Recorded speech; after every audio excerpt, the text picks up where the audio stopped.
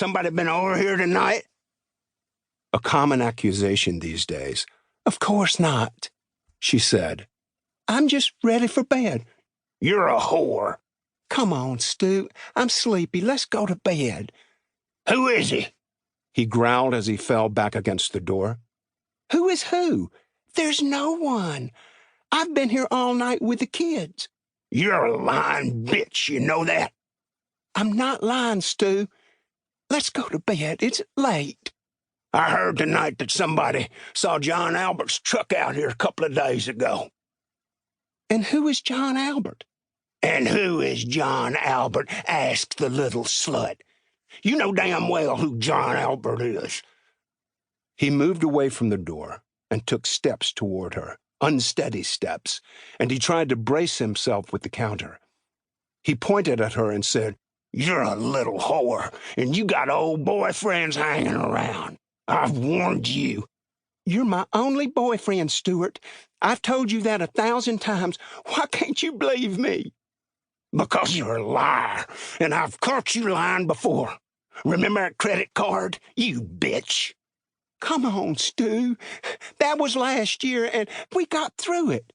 He lunged and grabbed her wrist with his left hand and swung hard at her face. With an open hand, he slapped her across the jaw, a loud popping sound that was sickening, flesh on flesh. She screamed in pain and shock.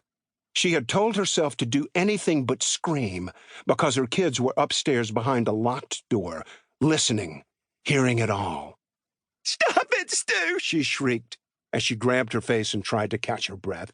No more hitting. I promised you I'm leaving, and I swear I will. He roared with laughter and said, Oh, really? And where are you going now, you little slut? Back to the camper in the woods? You gonna live in your car again?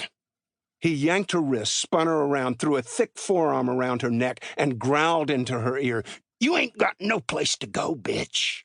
Not even the trailer park where you was born. He sprayed hot saliva and the rank odor of stale whiskey and beer into her ear. She jerked and tried to free herself, but he thrust her arm up almost to her shoulders, as if trying mightily to snap a bone. She couldn't help but scream again, and she pitied her children as she did so. You're breaking my arms, Stu!